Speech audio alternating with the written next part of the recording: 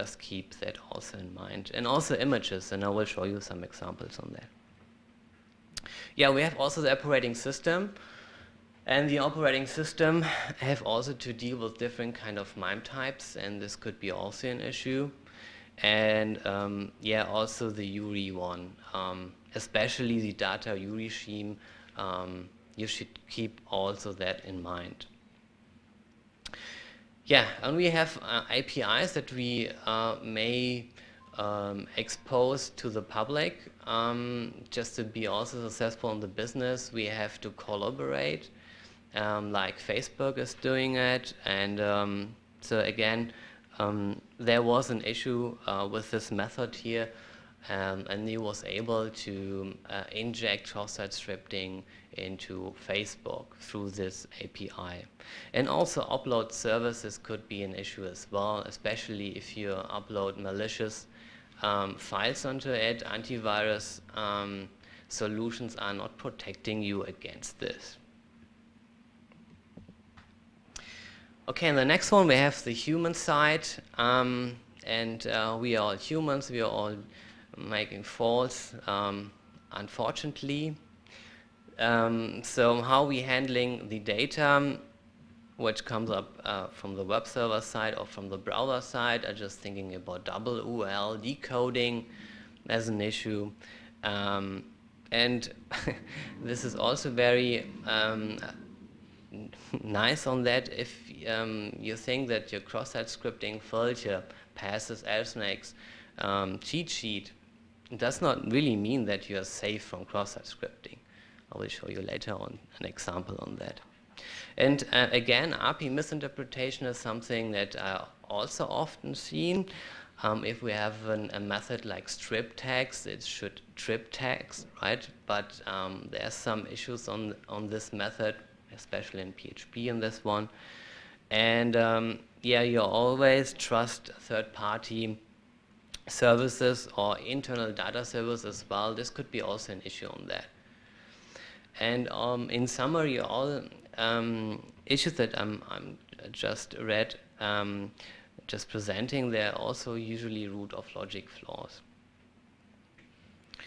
So we're coming up now with some examples. Technical ones, some logical things. So who knows Horde framework or maybe Horde webmail? This is very popular webmail, especially in Europe and in a university. So they just forgot about the frame and frame set in their cross-site scripting filter. Even better, an appliance, Firepath engine. So evil functions are rewritten by the Firepath engine. So they did what I mentioned before. They just rewrite the malicious data. But double evil functions are ignored. So why happened this? Usually because of this regular expression. We're having here the script that is malicious, but what about this script here in the front and the back? So what happens is, if we evaluate this statement, we will get script again. And the only thing what we should do is to have kind of a while statement here. Then we really strip the script statement. So another interesting thing is regular expression libraries. So especially if you're dealing with PHP, there are the POSIX and the POSIX expression library out there, and this functions, or the complete array function family, is not binary safe. This means that the null byte ends the strings up. So whatever afterwards come in, it will be not evaluated by these functions. And again, the Perl-compatible regular expression was usually often used. Yeah, had in the past very serious vulnerabilities. So update your distribution or your appliance or whatever as regular as often, because then you have some other issues as well, unfortunately. So we have browsers, and who knows the notepad bug here? This app can break. Somebody? Okay, somebody using Windows XP. Okay, then open Notepad and write "this app can break." Yeah. Save the file. In my case, I pronounce it test.txt. Close Notepad and reopen it. What happens? This one. What happens? Yeah. Well, first of all, Notepad has to edit files in variety of encoding. Keep that in mind. So, in the first place, what happens is internally they're calling a function, and they want to find out if this text inside what is stored there is Unicode or not. And yeah, and sometimes then Notepad is forced to guess what kind of character set the input is. And for this reason, we are getting the strange characters there.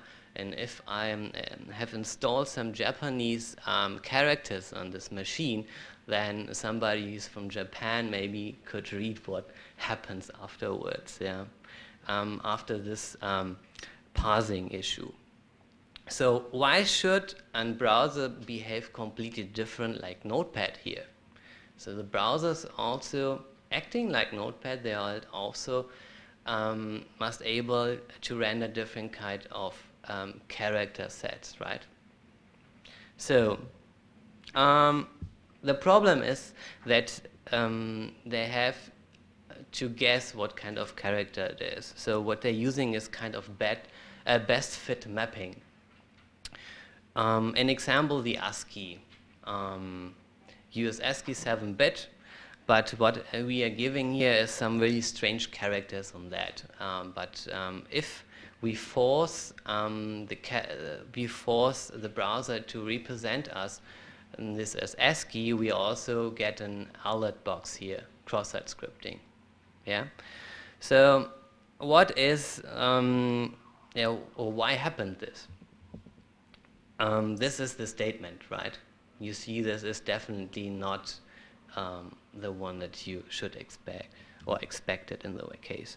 So the browser should guess now what, an example, the person A2 is.